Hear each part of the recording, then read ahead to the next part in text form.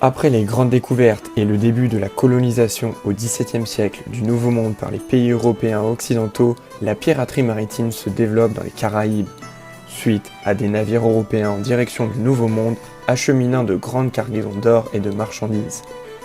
Véritables mines d'or flottantes, les équipages n'hésitent plus à céder à la tentation et à mener des attaques éclairs contre ces navires pour en récupérer le butin et disparaître rapidement. Leur moyen d'identification, le pavillon noir. Des marins qui n'ont désormais plus rien à perdre, tout à gagner, sont de redoutables combattants en quête de gloire et d'argent dû au passé douloureux qu'ils ont vécu. Des équipages composés essentiellement d'anciens corsaires, pirates qui étaient au service des pays européens occidentaux, ainsi que de boucaniers, des anciens prisonniers des colonies, fondent en 1706 la République pirate ou République corsaire dans les Caraïbes, qui s'étendra jusqu'en 1718 avant l'arrivée de l'homme qui mettra fin à la terreur pirate, Woodes Rogers. Très vite, les colonies comme New Providence ou l'île de la Tortue sont les cibles privilégiées des navires pirates. Mais alors, comment évolue la piraterie à Nassau ?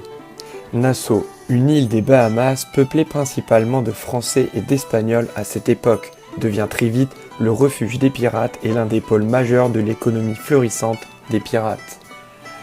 Après le départ des honnêtes gens qui la peuplaient, Nassau est perverti par les pirates et devient le support d'importants quartiers généraux pirates comme le Flying Gang, fondé par le capitaine Henry Jennings, ancien corsaire au service de la couronne britannique. De célèbres pirates comme Charles Vane, Barbe Noire ou encore Jacques Rackham s'installent à Nassau et font régner la terreur en mer. Leur notoriété attise d'innombrables personnes en quête de richesse. Nassau devient très vite le QG autoproclamé par la République pirate. Mais alors, pourquoi s'installe-t-il sur l'île de Nassau ? D'un point de vue géographique, l'île est aux portes de nombreuses routes commerciales, utilisées par les navires européens occidentaux en direction du Nouveau Monde. La forme de cette île a permis également la fondation d'un port situé sur la baie de Nassau. Très bien placée, la baie peut accueillir de nombreux navires qui composent la flotte navale redoutable des pirates nassauviens. La baie et l'édification d'un fort protégeant l'entrée du port assurent également une protection optimale en cas d'attaque par la Royal Navy ou autres navires de guerre contre la République pirate. Le relief de la baie permet aux canons du fort d'être hors de portée des ennemis, un réel avantage qu'offre l'île aux pirates. Comment la piraterie s'est éteinte à Nassau ?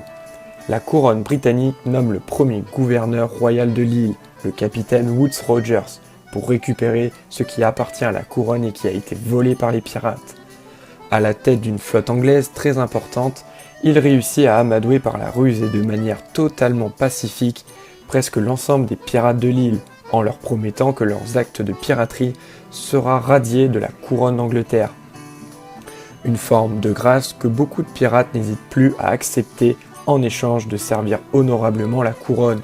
Par conséquent, la piraterie nassauvienne implose totalement, entre ceux acceptant de se pacifier au profit de la couronne britannique et ceux qui décident de ne pas abandonner la piraterie. Ces derniers seront alors mis hors d'état de nuire en 1718 par le capitaine Woodes Rogers, marquant ainsi la fin de la piraterie à Nassau et même dans les Caraïbes.